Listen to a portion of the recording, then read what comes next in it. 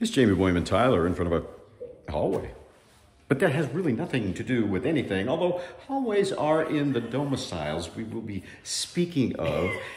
David Kurtz is here. He's with Dwell Realty. What's going on? How you doing? I'm doing fantastic. Well, that's cool. We've heard a vicious rumor that housing prices are maybe coming down a little bit. Oh, no. Yeah. Where'd you hear that? Is that true? You know, it's really not the case in our market. Really? So, yeah, what we're experiencing is probably just like a 2% adjustment. You know, home prices are, you know, we're going back to a pre-pandemic market where we can negotiate contracts, where we can negotiate repairs. So if you're a buyer, it's a really great time. There's not as much competition in the marketplace. A lot of that's due to the fact that interest rates have risen.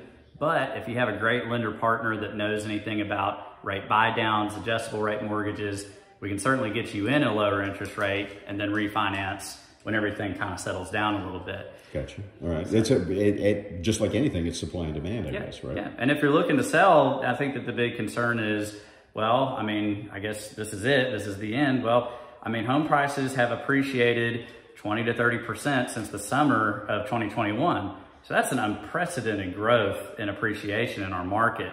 We've really never seen anything like this before. So you can be assured selling in this market is absolutely one of the best markets you could be selling in.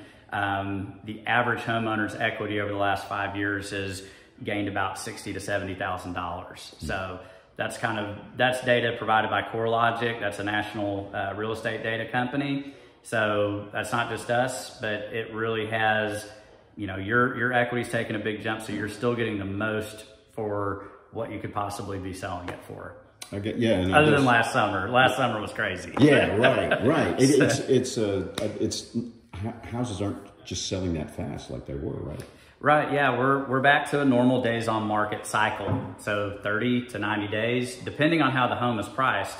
That's why you need to have a really good, clear idea of your pricing strategy going into putting your home on the market.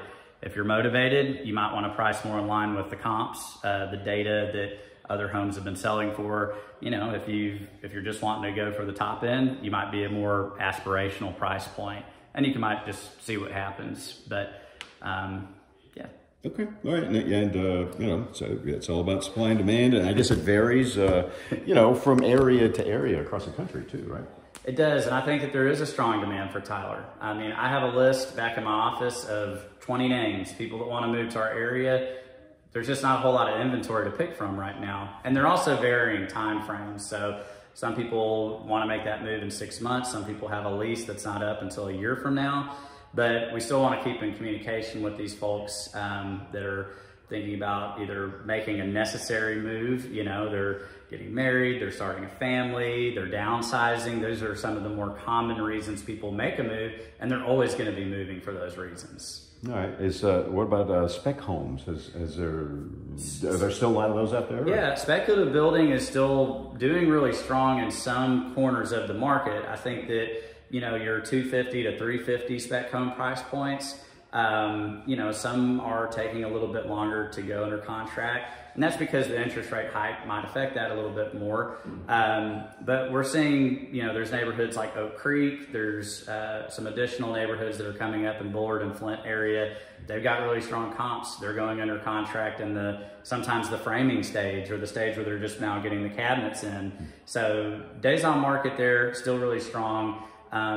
There still is a shortage of inventory even when it comes to new construction. So I think that the demand is strong. I just talked to my friends over at Hunt Homes.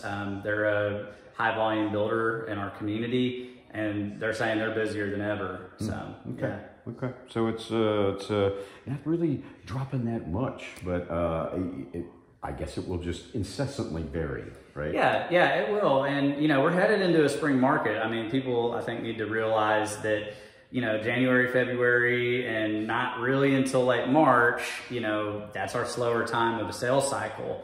Once kids start going back to school, once spring break's over, and the weather gets a little nicer, people are out looking for homes again. They're making those necessity moves, but they're also just feeling better in general about, you know, the weather change and trying to get into something by the summer. So, yeah, I see. Yeah, it's spring fever. spring fever, man. It happens every year. So I think that, you know, we could be seeing a little bit more of a competitive spring and summer market, because what tends to happen if nothing's been happening for a few months, it kind of bottlenecks and then it all kind of releases. Once that inventory starts coming back, maybe we'll have some positive changes with interest rates. We really do not have a crystal ball when it comes to interest rates, because the Fed will say one thing and then they'll do something else. And, you know, so we just want people to be confident that the market in Tyler is strong. And, you know, we're just back to a normal real estate market, in my opinion. All right. So, well, thanks a lot for the information, David. Yes, sir. Thank you so much. Yeah. All right. Okay. Okay. We'll have more later on KLTV 7 News and KLTV.com.